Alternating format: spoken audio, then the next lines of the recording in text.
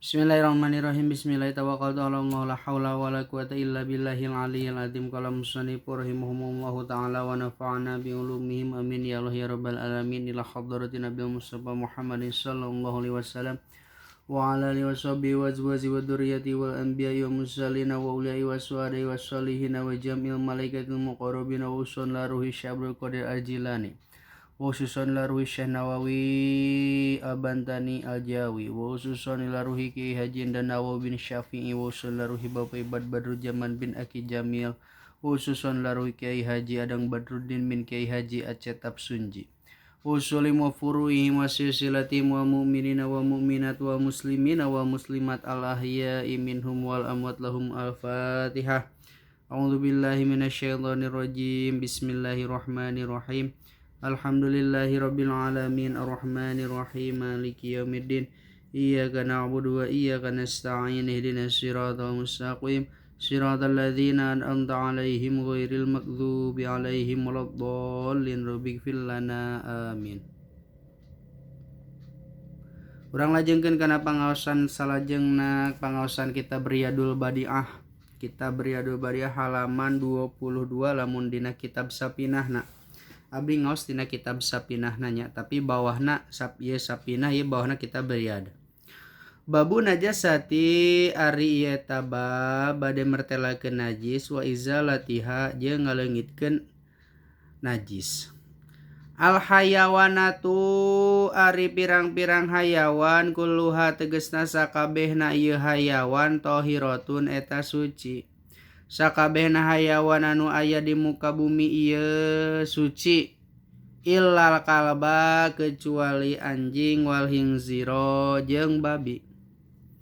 Kecuali anjing jeung bagong. Sakabehna hewan anu aya di alam bumi ieu suci kecuali anjing jeung bagong kitu.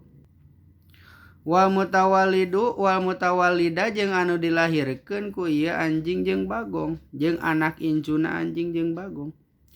Wa mutawallida jeung anu dilahirkeun minhuma ti ieu kabil wal hingzir au min ahadihima tawa ti salah sahijina anjing jeung bagong.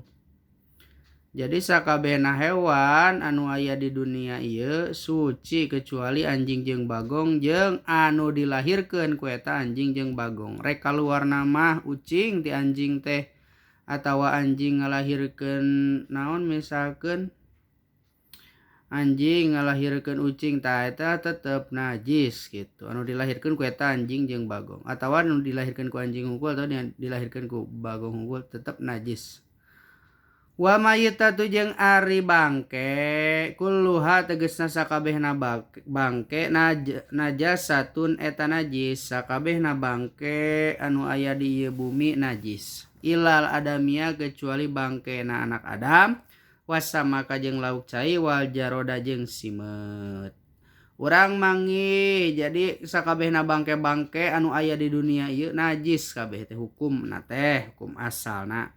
Anu teu najis aya 3 bangke. Hiji bangke manusia mayit, nu kadua lauk cai di mana-mana urang nguseup terus laukna pararaeh memeh digoreng teh geus paraeh teh heula tah eta bangke meureun teu nanaon di dahar. Wal jaroda jeung simet kurang diasupkeun kana botol misalkeun ngobor simet diasupkeun kana botol tah simet eta nepikeun ka pararaehna teu nanaon eta digoreng ge. Jadi bangke anu meunang dipake menang anu teu najis teh nyata aya 3. Nu kahiji manusia, nu kaduana lauk cai, anu katiluna bangke simet. Wa kullu ma jeung ari saban-saban perkara khoroja anu kaluar ieu ma minas sabilaini tina palawangan 2 nyatana tina kubul jeung dubur najsun eta najis. Sakabehna perkara anu kaluar tina kubul atawa dubur eta najis. Ilal mania kecuali cai mani teu najis cai mani teh wariha jeung kentut wal haso jeung pasir.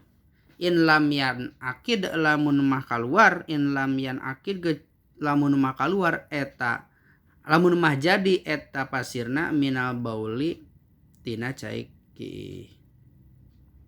In lam yan akid lamun mah teu kaluar henteu jadi eta pasir minal bauli tina ciki. Jadi sakabehna anu kaluar tina palawangan hareup jeung palawangan tukang eta najis kecuali cai mani. Kaduana kecuali hitut atawa kentut. Anu katiluna kecuali pasirna tapi lain jadi tina perkumpulan air kencing selila ngabatu jadi pasir nu keluar tah eta mah najis. Ieu mah pasir anu lain tinu cai ompol gitu. Wa najasatu jeung ari najis teh salah satu aksamin eta kabagi kana 3 pirang-pirang bagian. Mukhaffafatun tegasna kahiji aya najis mukhaffafah wa mughalladatun yang kaduana aya najis mughalladoh wa mutawassitotun yang katiluna aya najis mutawassitoh. Najis teh kabagi 3, hiji najis mukhaffafah, 2 najis mughalladoh, katiluna najis mutawassitoh. Fa mukhaffafatu mangka ari najis mukhaffafah baulu zakari eta ciompolna lalaki alladzi lam yablug anu can tepi ieu umurna si lalaki teh hawalaini kana 2 tahun. Jadi anu ngaranna najis mukhaffafah teh ciompol budak lalaki anu can tepi umurna kana 2 tahun. Walayatanawal jeung can barang dahar eta si budak godan kana kadaharan goero labani salian ti susu ibu selain ti ASI. Jadi budak anu kurang ti 2 tahun terus ngompol budak eta teh can barang dahar naon kecuali nyusu. Tah eta ngaranna najis mutawassitoh. Najis mukhaffafah. Waya turu jeung ari nyucikeun naon mahaluha tempatna ieu najis mukhaffafah teh birosyamai eta ku nyipratanana cai alaihi kana eta najis mukhaffafah marotan kalawan balikan wahidatan anu sahiji. Hatta yauma sehingga ngaratakeun eta cai sehingga karatan eta najis ku eta cai bisyarti antazula kalawan syarat yen kudu geus hilang heula naon ainul bauli datna itu ciompol qabla rosyi dina samemehna di cipratan.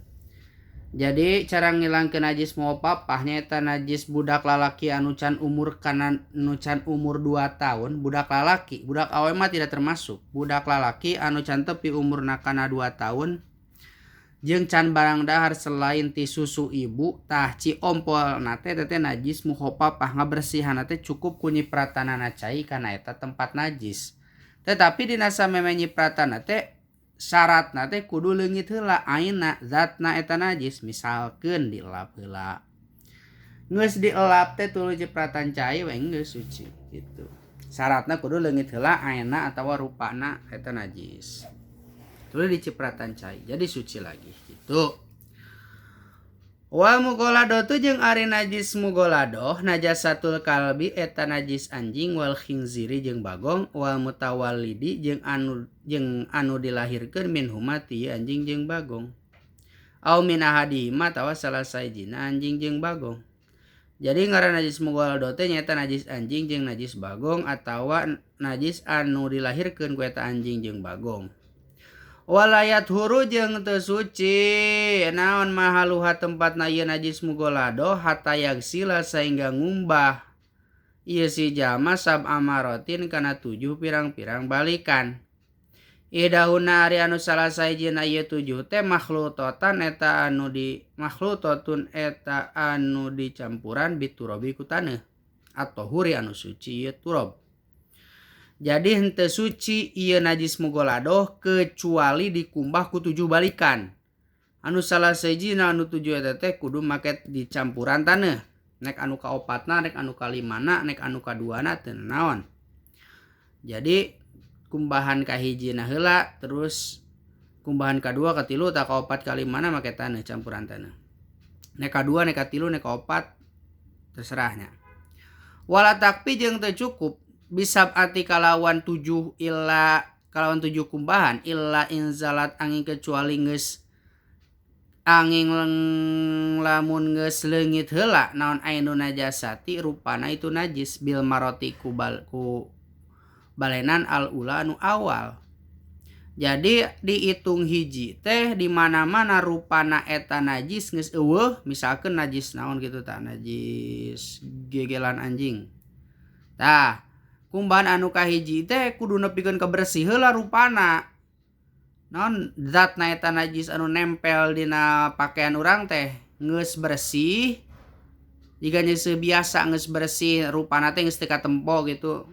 Rupa rasa nan rupana teu katempo zatna teh geus hilang tah dihitung hiji. Kadua, katilu, kaopat, sok sanajan kumbahan anu mimitina loba dihitungna hiji gitu. Tah kadua, katilu, kaopat nepikeun ka 7 kali terakhirna gitu. Fa in zalatul lamun mah leungit na bil ghairil ula fa in zalatul lamun mah leungit itu rupana najis bil ghairil ula selain ti kumbahan anu awal pajamiul ghasalati mangkari sakabehna itu kumbahan asabikoti anu miheulani ieu ghasalah ala zawaliha kana ngahilangkeunana itu najis yasibu eta diitung atawa yusabu eta diitung itu kumbahan marotan kalawan balikan wahidatan anu sahiji. Wajib jeung wajib badadina sabadana ieu marotan wahidan naon tamamu sabati nyampurnakeun anu 7. Bukan jadi tadi geus dibahas. Jadi lamun sok sanajan sababaraha kali urang ngumbah, lamun rupana ayeuna najis eta can leungit can dihitung hiji. Lamun geus leungit karek dihitung hiji. Tah anu kadua katilu kaopat kalimana dicampuran salah sejenna make taneuh, sakali kumbahan campuran make taneuh ngumbahna. Terus bereskeun nepikeun ka 7 balikan gitu. Wa mutawasitatu sagitunya wallahu a'lam bishawab.